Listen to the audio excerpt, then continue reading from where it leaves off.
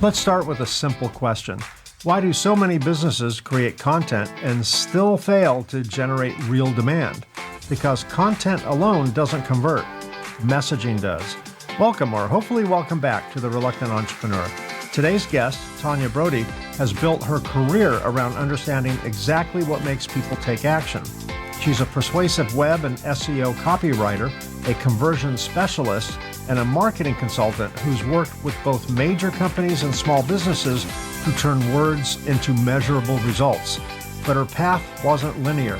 From performing as a professional musician to losing a traditional job and launching her own freelance business, Tanya's journey is a real-world example of what happens when necessity meets opportunity. In the first part of our conversation, we'll explore that journey, the risks, the pivots, and what she learned making the leap into entrepreneurship. In the second half, we'll dig into her expertise in copywriting and conversion, what businesses get wrong, and more importantly, how to fix it. And it all begins right now. Stick around. Tanya Brody, welcome to the program. I'm so excited to have you here today. I'm really looking forward to our conversation. Well, thank you so much for having me, Mike, and I'm looking forward to our conversation too. Awesome. Let's go back in time. What were you doing before you started copywriting? Before you started your business, what led you into the whole world of copywriting? So honestly, my very first business was I worked at a Renaissance festival in Minnesota, and I started when I was 15 making costumes for other people. So that was years and years and years ago. But during that same time, I started playing this huge thing behind me. Harp? Yes, I play the harp. There it And is, you can right see there. back Yes. here. And I was a performer at Renaissance festivals for years. I started in the Minnesota Renaissance Festival, and then I traveled across the country. And I built up an audience during that. Well, then I started performing at other venues. So what I did was I started my very first, this was around the time email marketing became a thing. Like before that, this was in the Stone Ages when computers didn't even exist, was when I started doing this. And when I started performing at other venues, I started an email list. And I joined a band. I became part of a band with my now ex-husband. We started this email list. And we would collect people's names, email addresses, and zip codes on a piece of paper. And I would carefully transcribe them all into the computer on a spreadsheet and upload that to whatever email service I may have been emailing people directly at that time because you still could. That's how long ago this was. But what I would do is I would email people and say, hey, we're going to be in this area at this time, playing at these venues, come see us. And that's how I started email marketing, was basically by marketing my band. We traveled all over the country. And so, being able to say to a venue, hey, we're coming into this area. I've got an email list of this many people in your area who would love to come and see us perform, made it so much easier to book a venue because they're like, all right, you may have like 150 people, but we can probably guarantee if that, 25 to 50 will show up. We can get 25 to 50. That's a decent audience, So that's really how I started my email marketing experience, was doing that, which if you think about it now is so crazily old school. But that's what really got me into realizing how important email is for every business. Simply to be able to keep in touch with your audience. Because a lot of what I did during that time, I started a newsletter. And every month I put out an email saying, hey, this is where we're going to be. Here's what's going on with our latest album. Here's the current merchandise you can buy off of our website. Here are the latest downloads, all of that stuff. That's how I started. And it's an invaluable tool because it keeps you in regular touch with your audience. So they don't go, who are you? Hey, am I getting this email from you? You were kind of Patreon before Patreon, right? Part of, yeah. Maybe they didn't send you money, but they bought your merch and all that. What kind of band? I have to know this. What kind of band has a harp in it? It doesn't seem Well, like you're Celtic, like doing, 70s covers or something, or maybe you are. occasionally we did that type of thing, but no, I play Celtic music. So Irish and Oh, Scottish music.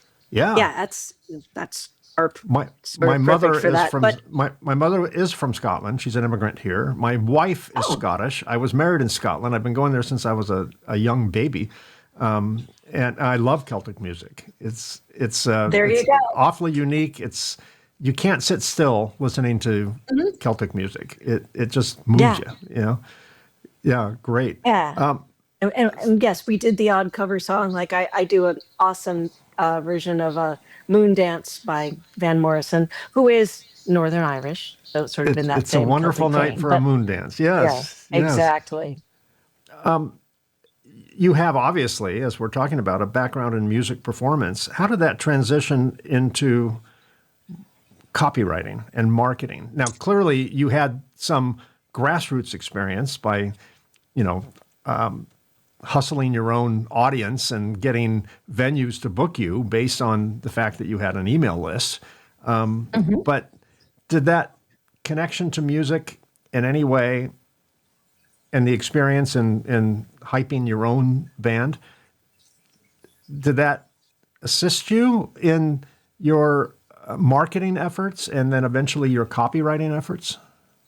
So the truth is, my actual degree is in creative writing and theater, both There of you go. which are incredibly useful Yeah. as a copywriter and marketer, because as an actor and as a fiction writer, you are taught to create and embody certain characters and to understand those people's needs, their desires, their deepest fears, all of which are totally relevant to copywriting.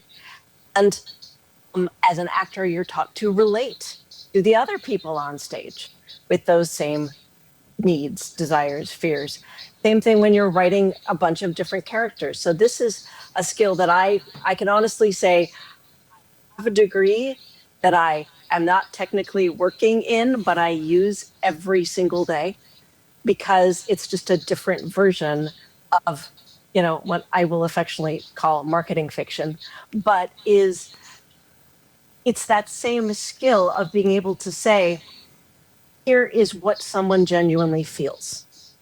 And to be able to, from the performance, to be able to express myself either in words or, live, to make someone feel something. And I think that that's such an impressive and important skill in your marketing, because it's one thing when you just say, yes, I have product XYZ and it's available and it does ABC. But when you really dig in and you say, this is going to change your life, it's going to make things better for you than they are now. Right now, you're probably stuck doing, whatever the negative aspect is. And obviously, I'm going to, improvise here, saying you're stuck in a rut and you're not able to get out of that. And you're probably feeling pretty depressed about it because you can't move forward with your life. But this product or service is going to help you get beyond this rut. It's going to kick you into high gear. It's going to keep you moving forward so that you can actually achieve whatever your dream is. And Yeah. obviously, that's right off the top of my head. But you understand, the whole point is to really tap into someone's emotions and make them feel something. Yeah.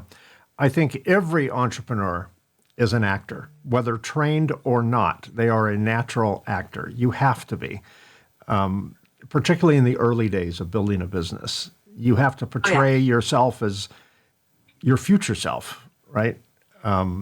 You are more successful than you actually are. You have way more confidence than maybe the fundamentals of the business deserve at that moment. And you have to portray confidence and safety and trust and all those things. And I hate to use the phrase fake it till you make it, but there is an element of that. And by fake it, I mean sometimes it's acting. And you're It acting is. like a successful entrepreneur before you are a successful entrepreneur. And It is 100% acting. And as you say, I mean, every entrepreneur I've ever met may not have had formal acting training, but a lot of them get it Yeah. 100%. They're like, yep, that's what I do every day. You originally worked in a more traditional role. I think you lost your job at that traditional role before going out on your own. What did you learn from that experience? So honestly, I got to work in a full on marketing department. And I got to learn all the different aspects of marketing, everything from all of the email automation and all of the statistics and all of the different pieces we had to bring together to create at a full marketing campaign, and it's not just copy. You also have all of the design work and all of the back end and front end computer work. And so I got to see all of that in action, see the partnerships, I got to put together slide decks for the CEO's presentations. And it's kind of an amazing thing to be able to just sit down and do this stuff and go, all right, my fingers are in all of these different pies. And so then coming into my own work as an entrepreneur and a business owner, I got to go, all right, so this is what I need. And these are the services that I know I can offer with absolutely no problem. Like, for example, I will write all of the words, I will do the strategy, all of that stuff. I do not do design work. I work with designers for that because they're just better. And I'm happy to admit that. Yeah. So it shows me my strengths in marketing, but it also shows me where I know I need to rely on others to get the job done better than I can do it. And I think that that's something we as business owners have a harder time thinking about. Like we think, oh, we have to do it all of ourselves because we're the business owner, we're the one in charge.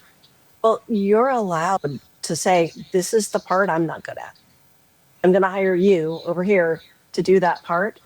And that way I can go off and do the part that I'm good at. Yeah. And that lets me bring this project together in a much, much better way.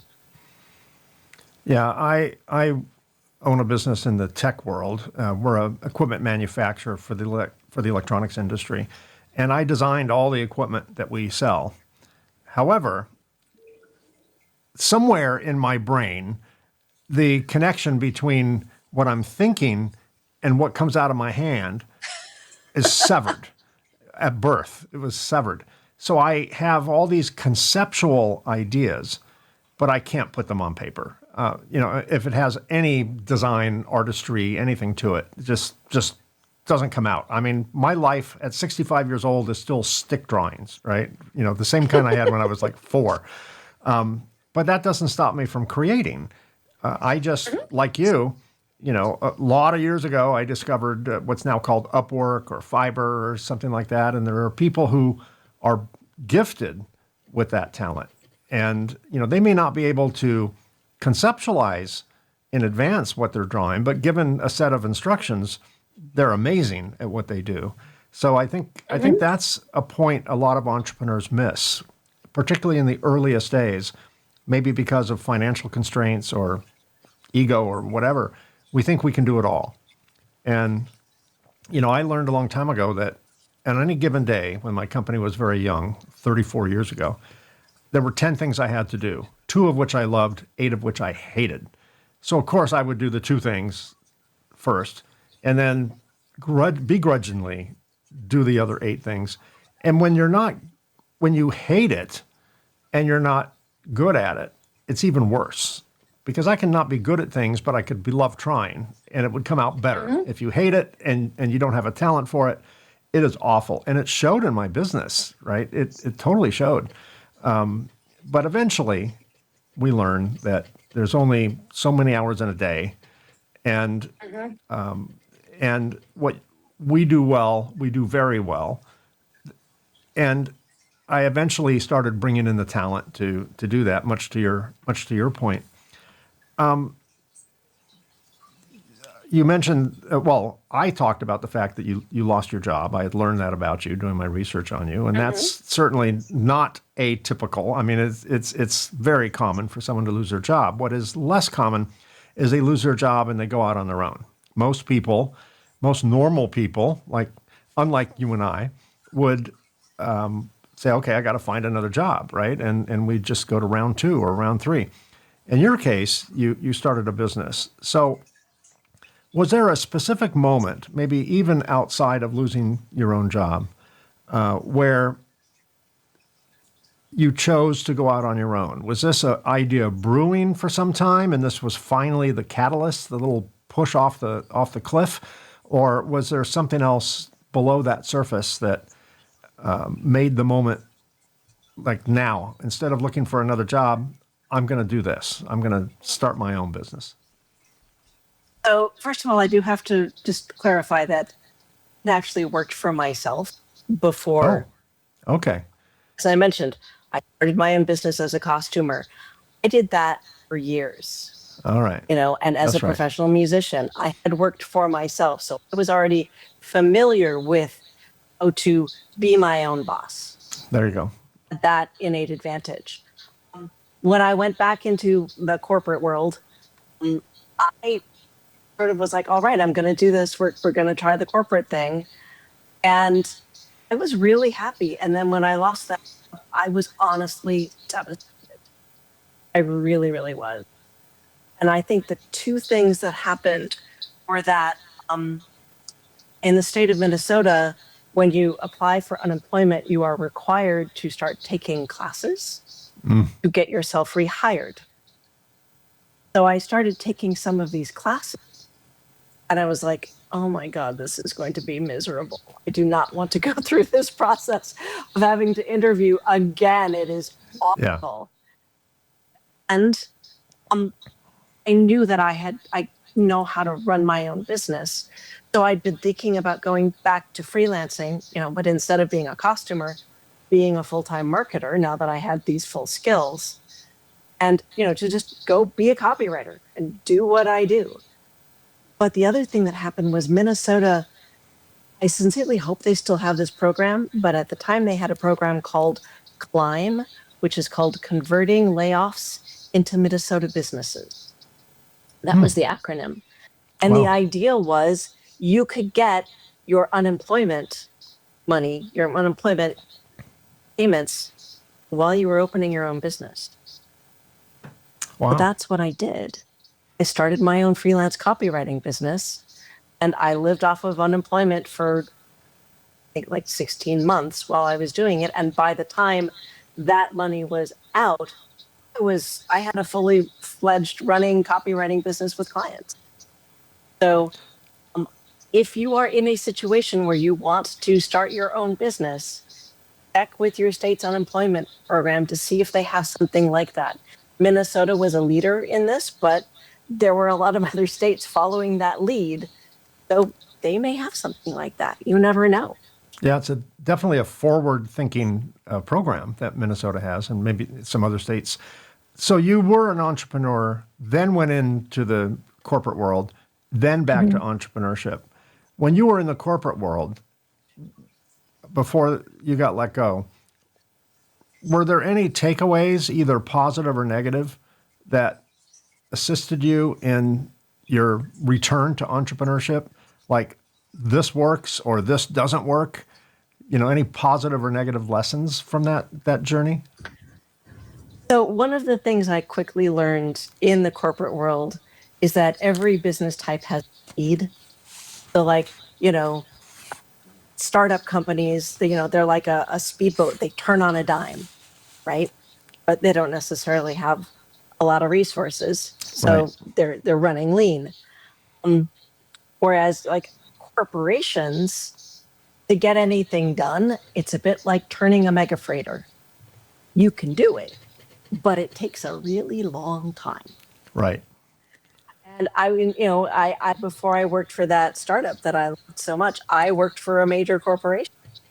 And there were a lot of times when I would go to my superiors and say, you guys, this is a terrible thing that we're doing. And if we did it this way, it would be better.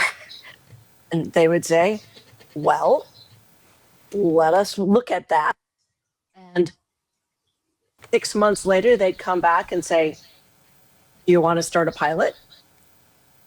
And A year later, that pilot would be brought to the company, and they'd either accept or reject it, you know, and that I've brought that into working with my clients now, and recognizing that depending on the size of the client, whether I'm literally dealing with the person running the business or someone in the marketing department who reports to the Right. CEO, or a major corporation where I am like a vendor who is 17 steps away from whoever's making the decisions, that really helps me gauge how things are going to work and how I put proposals together, as well as just how I deal with people. So sometimes it's, I know you're not the person who makes this decision, but can we put this proposal together to send up the chain of command to make this happen, because this is your goal for this particular project.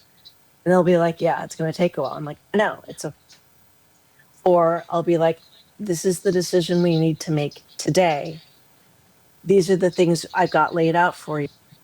Are you ready to go with them? And it's a different way of looking at a project and a different way of presenting and selling something, because some of that is just knowing the sales cycle of any given company, but as well as any given audience and any given structure.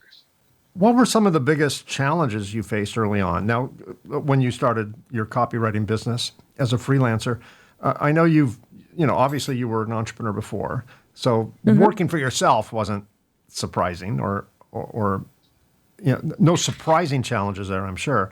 But what were the challenges that maybe you didn't expect that showed up once you jumped back into the entrepreneurial side of the planet?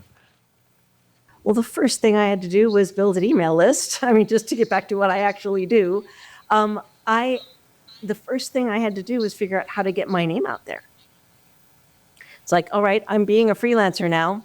I can tell, the folks I used to work with and the folks who know me that I'm doing this, but how do I actually get something out there? So I had to build a proper website, and then I put together an email list. And I literally built that email list from people I know personally or knew personally, some of whom are still on that email list, by the way, and who I still occasionally get work from. So it's definitely worth doing.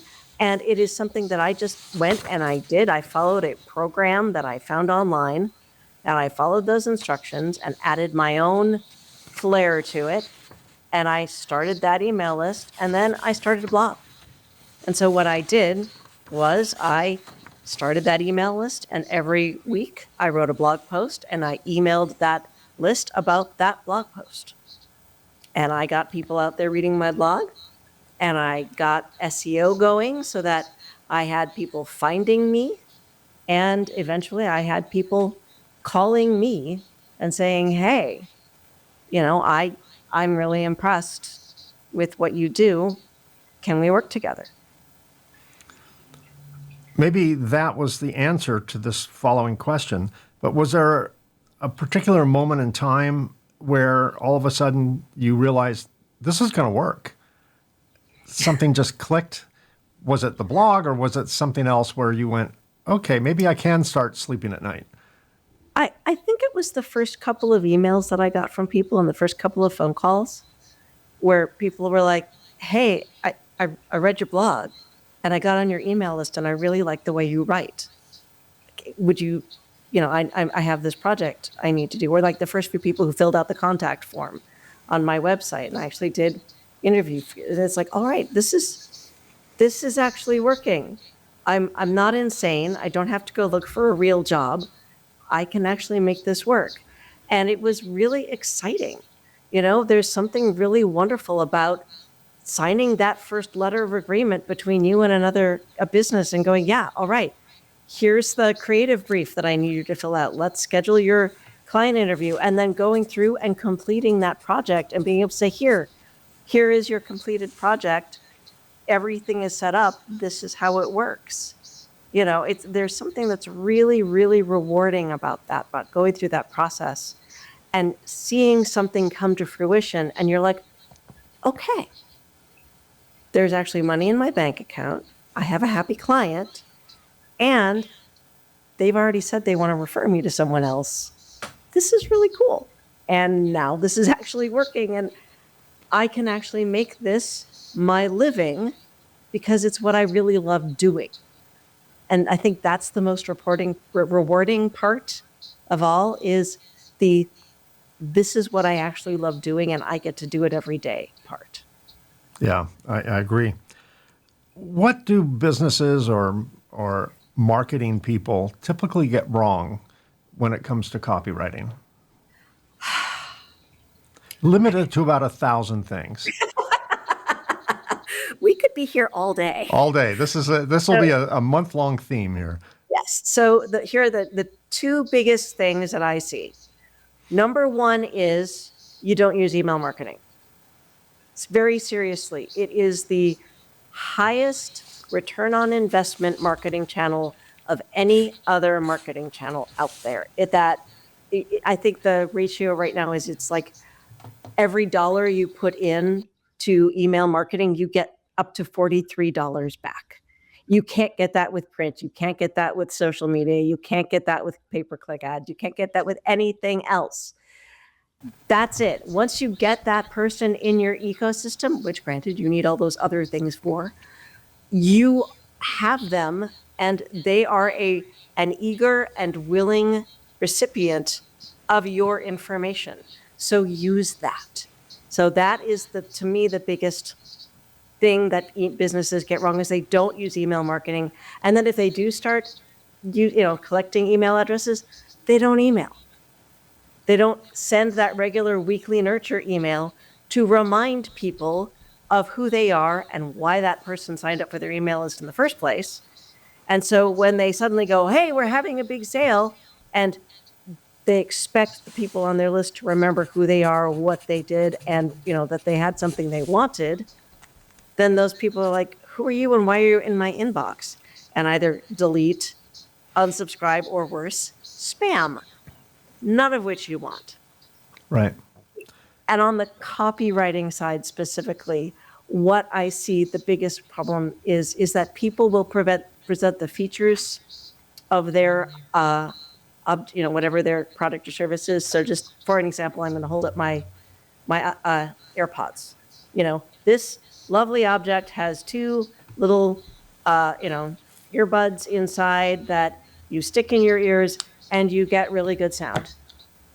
Well, that doesn't tell me why that matters to me. The question that all of us as consumers ask of any given situation when someone is asking us to do something or to hand over our money or to pay attention to something is, what's in it for me? That is the question you have to answer with your marketing. What's in it for me to put these silly little things in my ears? Why does that matter to me? So when you can answer that question, like you're going to have crystal clear sound, the noise in the background will be filtered out. But if you start talking to someone, you'll be able to hear them. Whatever the features are that make my life better, that is what people really want to know. They don't want to know that it's a white case and has how many hertz and what have you. They want to know how it's going to make their lives better. We discovered that many years ago. We were obnoxious advertisers. And this is back in the day, even before the internet. My business started a few years before the internet, so it was all trade magazines back in the day. And then as the internet started becoming more common, we still stuck with the trade magazines. And we started supplementing that with banner ads on websites. But our marketing was all braggadocious, chest pounding, we're the best, everyone else sucks. And we flooded all of our marketing with specifications. Yep. And that make no difference to anyone. No one cared. And then someone told me, a mentor told me something that I found completely counterintuitive. And I told her she was absolutely crazy. She was just nuts because it made no sense to me. And that was that the best way to sell your product is just stop talking about your product. Mm-hmm. Now, in the abstract, that sounds a little crazy, right? Because we build products for a living. We only make money when people buy our products, in this case, equipment. And you're asking me to stop talking about our equipment? What's up with that? Well, eventually over time, I looked at it a little differently, and a few other things happened where I'm like, okay, we got to make a change. I'm going to try this whole conscious marketing approach where we just create value. Anytime I'm at a lectern or in front of a microphone or camera or writing a technical paper or producing a webinar or a video series, I have to provide value. And value isn't my machine's specifications. People don't even know they need my machine. People have a problem. They don't understand where the problem's coming from. They don't understand what we sell solves that problem. We have to educate on the problem first. To your point, what's in it for me, right? Mm-hmm. What's in it for me? Why do I even care? Why are you on my screen? Why am I watching you? So we now are 100% of our marketing effort is education-based, because educated people make educated choices. And we connect at an emotional level. I'm not talking about tricking people. I'm not talking about the Sarah McLachlan dog rescue commercials where with the music, you're just crying, watching dogs not get rescued. I'm not talking about heartstring stuff. I'm talking about real practical solutions to their problems. And once they hear, like, hey, who is this guy? He's describing the problem we're having. And they dig deeper and they dig deeper. Then there's an appropriate time to talk about your product, right? But you don't lead with that. That's what we discovered, kind of the hard way. And it sounds like you're very much in the same boat on that philosophy of make a connection, become valuable, become, and I hate this word, but become an authority, or the word I hate is not authority, become an authority, but then you become an influencer. That's the word I hate because it's been hijacked by Kardashian type, TikTok, twerky kind of stuff. That's not the influencer I'm talking about. I'm not talking about celebrity-based influencer. I'm talking about authority-based influencer. And once I think we establish that trust, that we're not out with the primary goal of, closing a sale, call to action, call now, operators are standing by, here's a promo code. We're saturated with that in our lives. And modern times, we tend to tune all that out. We don't really hear that anymore. I mean, some people do, but not the people we sell to, because we sell to engineers and scientists, and they're not into the techie stuff. They're into, I got a problem, my boss is breathing down my neck, our products are coming back, there's potential litigation, we got to fix this issue now. How do we do it? And it just works. And I think it's not limited to just our space. Obviously, your clients benefit from that too, in a variety of spaces. Well, this is something I think all businesses need to think about, because ultimately, we as business owners, as businesses, as creators of products and services, are in business to serve. We are not here just to rake in money. We're here to hand someone the solution to whatever problem they have. So we're really here to serve. We're not here to sell. And I think for so long, we've had it drilled into our heads, you have to sell, you have to sell, you have to sell. If you come at it from the aspect of, I'm here to help, I'm here to serve you, I'm here to give you the solution that you're looking for so that you can solve your problem and get where you want to be. And then you can help someone else solve their problem. And it's just a big, chain, whether you're B2B or B2C or whatever it is. We're all ultimately P2P, person to person, right? Yeah. And I think that we just don't think enough about how all of this is a relationship. And yes, when I write an email, I am speaking to the person on the other end of that email. Sometimes they write back. And that's what you want. You want that person writing back going, thank you. What you wrote really meant something to me. Because then you can start a conversation.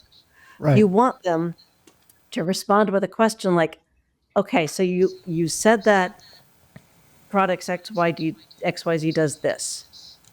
Can it also do this, this, and this? And again, you're engaging them. You're giving them what they need. As you say, you're educating them so they can make smart decisions. We all want to feel smarter. We all want to feel like we're doing the right thing for us. So delivering that value, being that expert, being that authority in your space, and I agree entirely. I hate the word influencer. I think authority is a much better word. Yeah. It's so important. And again, all of your marketing should do this, but email marketing is the perfect place to do that because you have someone's undivided attention in their inbox. If you are sending them emails regularly and you're making them emails they want to open every week to get this information that they're looking for, you're building that relationship. You're showing that you are a trusted authority. You are someone who knows what they're talking about and that you're there for them, which means they're going to buy your product when they're ready to buy because you already have that relationship. Whereas if someone else comes in and they're like, hey, I have this fancy snazzy new thing, it does the same thing these guys do, they won't want it because they already know and trust you. Yeah. So that's why you build the relationship. That's why email marketing is such an efficient marketing tool, is because it's really going to help you get to the person who makes the decision, again, whether that's B2B or B2C. And yeah, you may have to go through a few layers in B2B, but you're going to get there because you're building a relationship with that engineer or, with that contractor or with that, manager who's sitting there going, oh my God, I have this terrible problem I need to solve because otherwise I can't get home and go to my kid's softball game. Because again, we're all still people. Everything is still P2P. How can I serve you? How can I help you so that your problems are solved so you can do what you want to do? In our world, we build equipment that goes for six figures. And we're dealing with usually a manufacturing engineer who has a very technical problem. They can recommend our equipment. They can write a request for proposal or request for quotation. They could put in a purchase requisition, but it has to be approved by 3 levels of bosses above them. We don't have access to those 3 levels of bosses. They're sitting siloed behind a drawbridge and a moat, right? We don't get to them. We get to the manufacturing engineer. And I find that when we market based on value-added marketing, once the engineer says, oh my God, I totally get it, light bulb moment, here's my problem, here's a solution, it's like a Trojan horse. They now carry our torch. We educate them, give them the facts and the data to make an informed, educated decision. They now will fall on their sword with their hierarchy to get our equipment in their facility. And I've read recently that the newer generation, the younger generation, millennials, Gen Zers, Ys, whatever we're up to now, they purchase things differently. They're less transactional. They are much more relational. They don't just buy a product, they join a tribe. And we can see examples of tribe mentality. Apple, maybe less so today, but certainly historically has been very tribe-oriented. How many people put little tents out 4 days before the release of the next generation iPhone that has almost no difference from the prior generation iPhone, but they want to be, the first 100 people to get their phone. Or they can wait 2 weeks and get it in the mail. But no, they are members of their tribe. Nike. I can't tell you how many people I see wearing Nike swooshes on their baseball caps or on their shirts. Nike doesn't make baseball caps or shirts. They license their logo, but they make shoes. Yet people will wear their merch. You mentioned earlier that your band was selling merch. You're selling merch to your audience because they love your band. They love the music. They feel a connection to something. It made them feel a certain way. And you don't get that with traditional sales efforts and marketing efforts. So when we switched, we went from transactional sales to relationship-based sales. And the type of customer we started attracting changed radically. When we were doing we're the best, everyone else sucks type marketing, we attracted good customers and toxic customers, people who let on price, people who wouldn't maintain their equipment, people who blamed us for everything, even if they caused it. And it just cost us a fortune. When we switched to this conscious marketing, this value-added marketing, where the main purpose was not to close a sale, the main purpose was to educate, we started attracting customers that were much higher. They had a much higher octave. They were looking for a long-term relationship, and they were grateful that we could solve their problem. And they partnered with us. So if something did go wrong, this is pretty sophisticated equipment. It requires a fair amount of maintenance. Instead of blaming us for everything and holding us responsible for everything, whether we were responsible or not, this new breed of customer partners with us. They want to make the machine even better. Most of the ideas we get for product improvements and new products come from our customers. And we didn't expect that. We made the switch thinking maybe we'll sell more product. It was a bit disingenuous in the earliest days, but what we got was way more than selling more product. Yes, we sold a ton more product, but we started selling it to much better customers.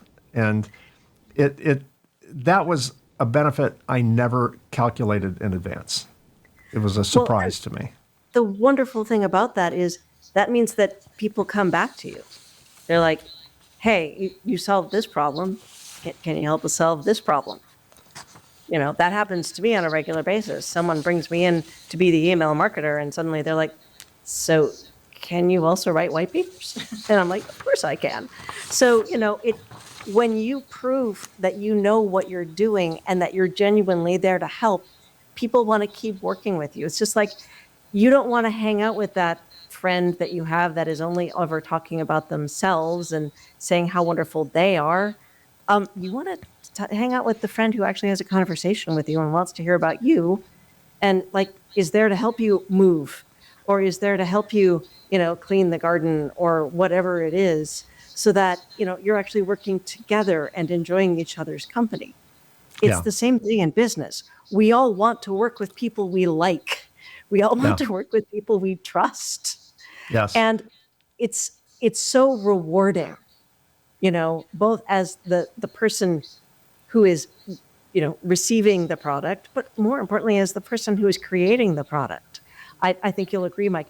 It's so fantastic to be able to go to a company, have them go, oh my God, I'm so glad you guys are here. This has worked so well. It's so fantastic to be able to say, here are our results, and we really appreciate what you've done for us. Yeah. That's like, to me, that's actually my favorite part. Yeah. I mean, yes, I like making the money and that's nice and making a living is great, but knowing that I helped someone solve their problem is probably the best part of my business because it means it works. What I'm doing works. It's working for them. And that means they're able to help their people.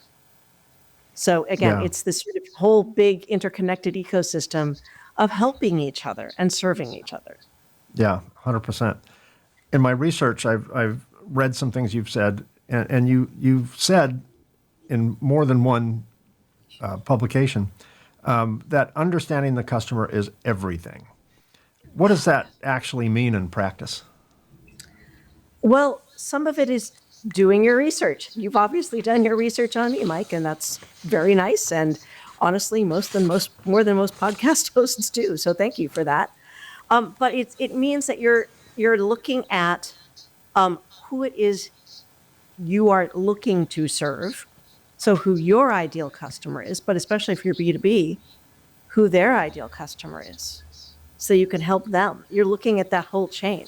You're looking at what they're actually doing and why this is important to them.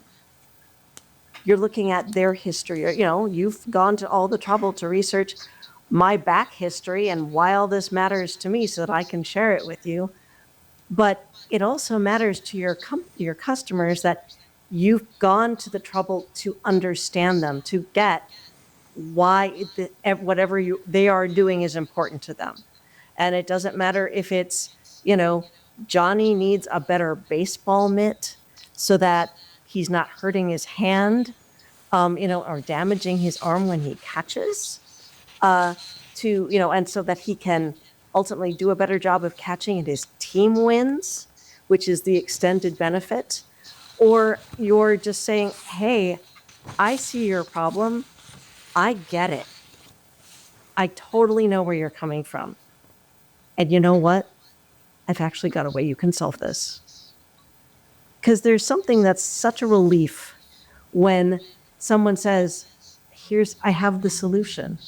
Most of us are like, really? You do? Seriously? Yeah, Especially sure. if it's been something that you've been fighting for years and years or for ages. You're just like, oh my God, there's actually a solution. Most of us are begging for it because we want to know what it is. My favorite description of any end user of my marketing is that person who's sitting in front of their computer at midnight in their pajamas, trying to find the problem to the solution to their problem because they can't sleep. Right. It's keeping them up and they're so desperate for a solution. That is how you want to be able to present your solution. It's like, no, I've got this. I'm here. It's okay. We can work together on this. And that way you've got a collaborative project here, but also you're showing that you get them. We all want to be understood. I mean, we all want to be seen, heard, and understood as human beings more than we do as a customer. Right. We don't necessarily, it's like, yes, it's lovely that you understand that my company's this, but I also really want you to see me as a real person who has feelings and wants to deal with you as a real human being. So I think just coming back to the being human part is so important in business. Sometimes we forget that in business. We do. We're more transaction oriented. They're a goal rather than a real person. Right? The whole bottom line thing. Well, there are humans behind all of those bottom lines. Yeah. And we need to be respectful and understanding of those humans.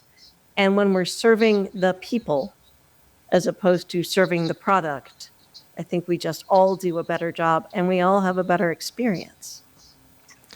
Let's say someone says, yeah, this all makes sense. They're writing awesome emails. They're doing it at a regular cadence. They're, checking all the boxes according to Tanya.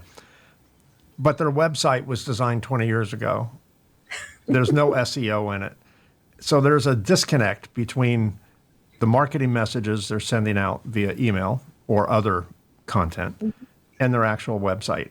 How does one align the new version of the company, conscious marketing type, providing value, understanding their customers are humans, really making a connection with the SEO portion of it? How do we get Google and all the others, and now ChatGPT and all the others, to recognize that your website is filled with that same strategy that their marketing efforts are? I think there's a disconnect with many companies there. Very much so. And a lot of that, honestly, is updating your website. I mean, we all have to do that from time to time. Honestly, I'm in the process of doing that right now, so I understand. But a lot of it is consistency in your messaging. If you're putting out these emails, but your website isn't up to date, write some new blog posts. That's easy. That's something that gets crawled regularly. That's something that's going to get that content out into the world. We all have to use social media these days. Put it out in your social media. Make sure that it's being found by the SEO and the now referred to as AEO, or answer engine optimization bots that are out there crawling our websites. And I learned something really interesting, that the SEO still looks for keywords. Yep. AEO is really looking for, it reads your website like a consumer. It reads your website just like a customer. So the more language the more customer-oriented language you can have on your website and in your social media and on your blog posts, the better, because that's going to be really good for the AEO side of things. We now have to write for 2 robot masters as opposed to 1 robot master. But I think that ultimately the person you're writing for is still the human. And if you keep that centered, it's like, this is the human being that I am writing for, that's still going to come across. And I think that the most important thing is to stay consistent, even if the messaging on your website is old, unless you've totally changed what you're doing, you're offering a totally different product, just update that. And you can do it piece by piece. You don't have to do an entire redesign. But blog posts and content are great because it's something, again, that you should be doing regularly, and that's going to get picked up by all of the bots out there crawling various and sundry websites and registered in the answer engines and the search engines. So that is a really, really helpful thing. The other thing is, and it's become the new trend, and I admit I've done it too, start a newsletter. Do the online newsletter thing. I write a newsletter that goes out to my email list every week. That is now my weekly email. I also post that on LinkedIn, on Substack, and on Medium. I'm creating my own, I literally call it the email marketing ecosystem, because I am creating my own little ecosystem for people to find me and to work with me. So make that a priority, because ultimately, especially with the answer engine optimization, they're looking for answers. So the general information on your homepage is not going to be what they're looking for. They're looking for the article or the blog post or the newsletter that speaks to whatever the specific problem someone has put in to their search term or their question box. So, best copywriter for conscious marketing can be filled by a lot of people, but who is the email marketer who really believes in serving first and selling second and helps business owners write their own nurture emails every week? That's going to be me. That's going to show up. I'm going to be the first person on top of that list because I'm the one doing that. So you want to show who you are and what you're doing as much as possible, but also what you stand for, what you believe in, and how you do that for your people. Yeah, a lot of consumers now are searching the web, not on Google, but on Claude or ChatGPT or one of the many AI LLMs and all of that. Perplexity, all of that. Gemini, all of those. Yeah.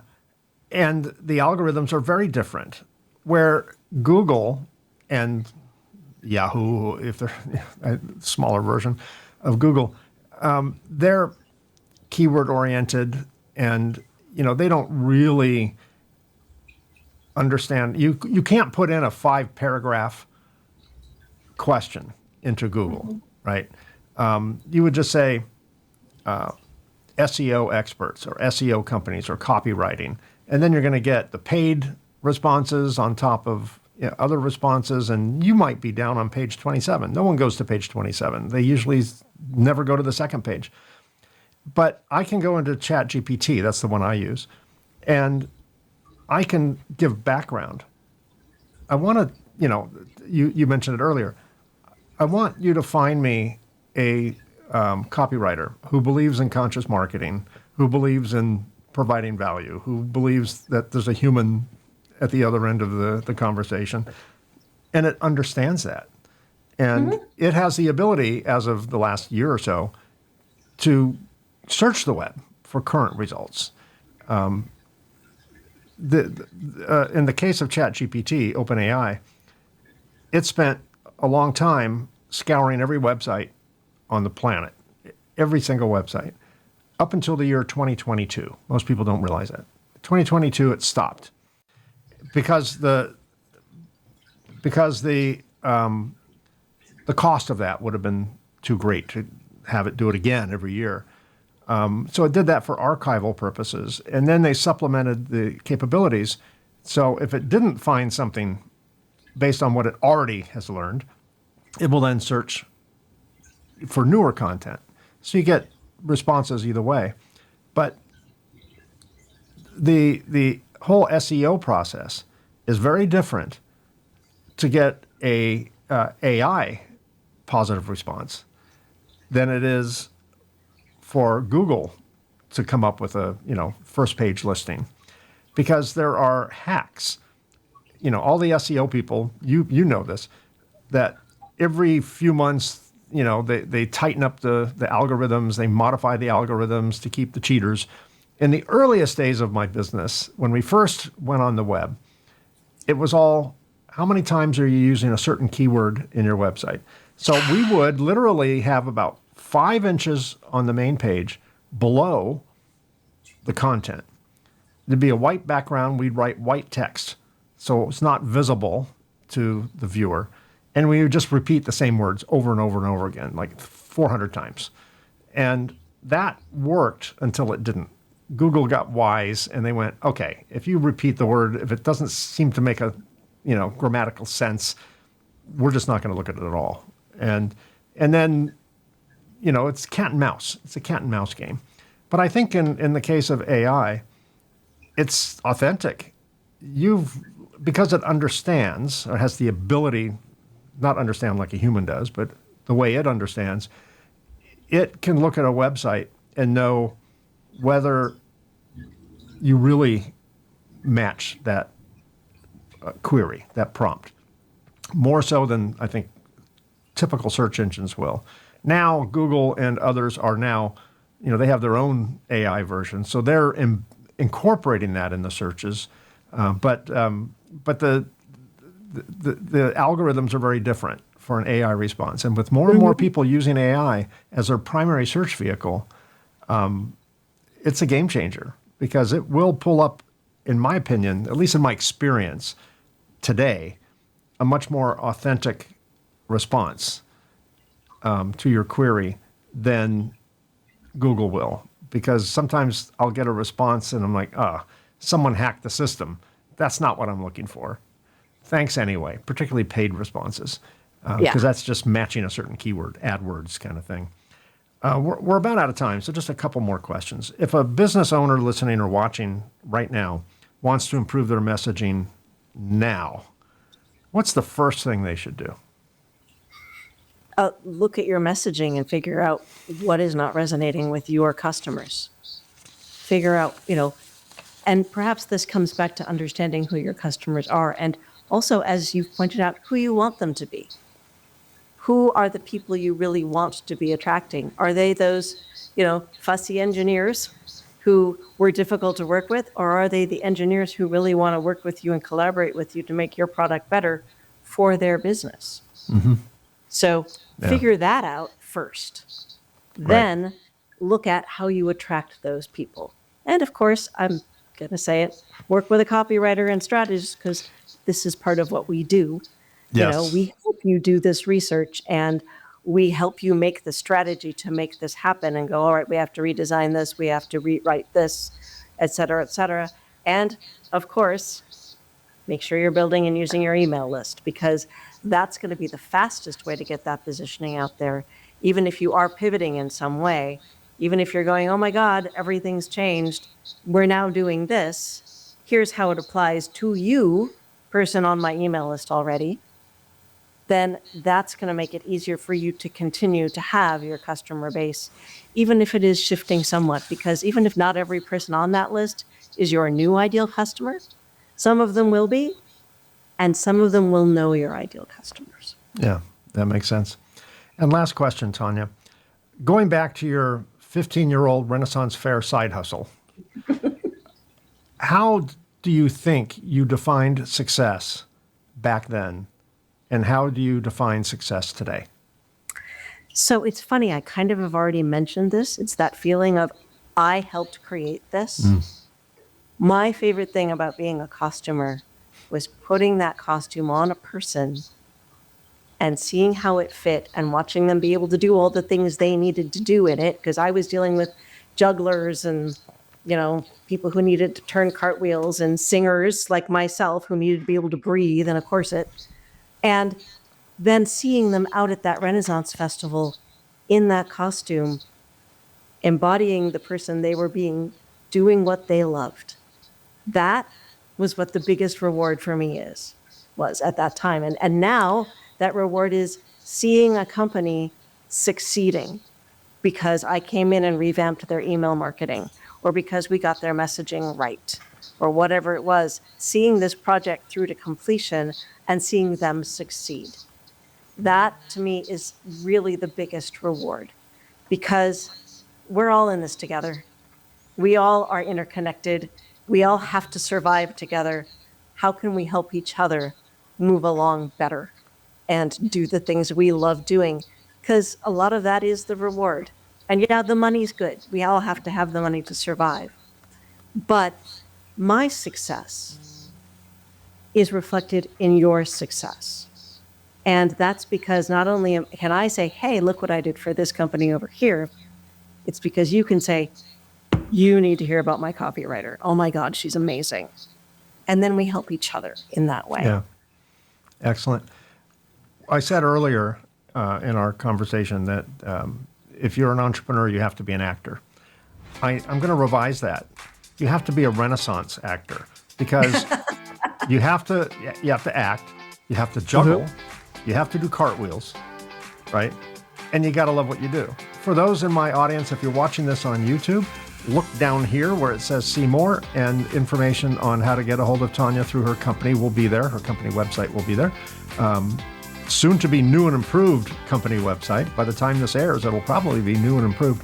And if you're listening to this on your favorite podcast app, go to that podcast app and that information will be there as well.